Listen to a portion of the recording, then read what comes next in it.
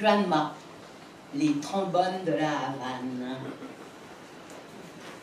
Si je vous dis Cuba, vous pensez à quoi?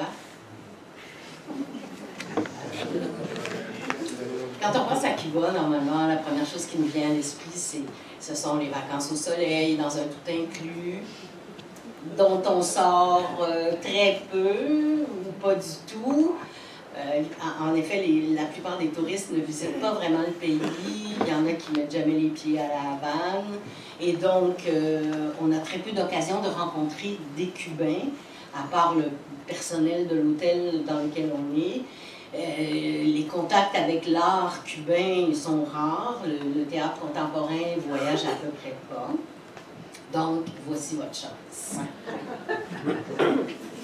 Un groupe de créateurs de théâtre, cubains, se sont réunis dernièrement à la Havane pour former un collectif et ils ont invité Stéphane Kegui, qui lui fait partie du collectif Rimini Protocole, à venir travailler avec eux.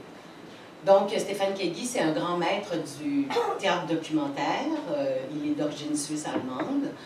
Son travail est basé sur le recours à des experts du quotidien, des spécialistes dans différents domaines, avec qui il construit des performances de tout genre. Par exemple, il avait présenté au Carrefour en 2007 le spectacle Nemo Park, qui mettait en scène des modélistes suisses avec leur petit village miniature et les trains, il y avait une piste de train électrique, peut-être que certains d'entre vous l'avaient vu. Donc, il est allé travailler avec ce collectif à la Havane. Il a interviewé une cinquantaine de personnes qui étaient tous des petits-enfants de révolutionnaires. Il a retenu 4 experts, dont les grands-parents ont été impliqués de près ou de loin dans la Révolution. Ça s'appelle Granma parce que Granma, c'est à la fois le nom du bateau sur lequel Fidel Castro et ses compagnons ont navigué pour la première fois du Mexique vers Cuba en 1956 pour tenter de déloger le dictateur Batista. Et c'est aussi le nom du journal officiel du Parti communiste. Donc, ces 4 performeurs, ils ont travaillé, ils ont créé un spectacle avec Stéphane Kegui. Ils nous racontent donc l'histoire de leurs grands-parents et ils forment un quatuor de trombone. Il y a une des 4 performeuses qui est musicienne et qui a enseigné le trombone aux 3 autres. Le trombone, c'est l'instrument emblématique des fanfares militaires qui ont accompagné la Révolution. On en écoute un extrait du spectacle.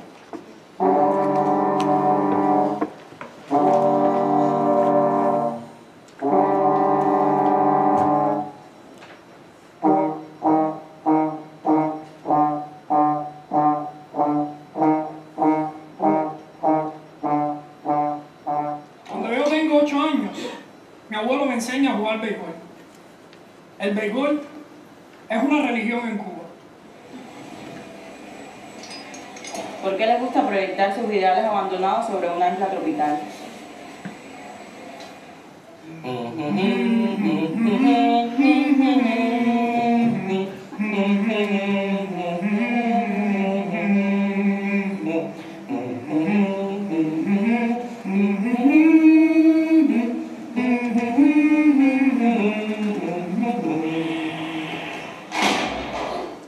Son las medallas de mi abuelo. Para él representan un gran honor, pero yo creo que merece más. Alors c'est en espagnol, c'est leur langue. Ici vous avez vu des sous-titres anglais, mais ici ça sera, à Québec ça sera sous-titré en français. Donc c'est un survol des 60 dernières années de l'histoire du pays, mais c'est vraiment vu à travers les yeux de Diana, Milagro, Daniel et Christian.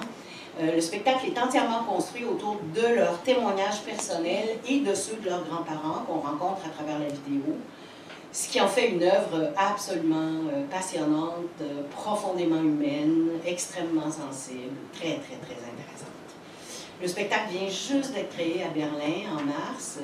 Il sera au Festival d'Avignon l'été prochain, donc nous l'avons avant le Festival d'Avignon.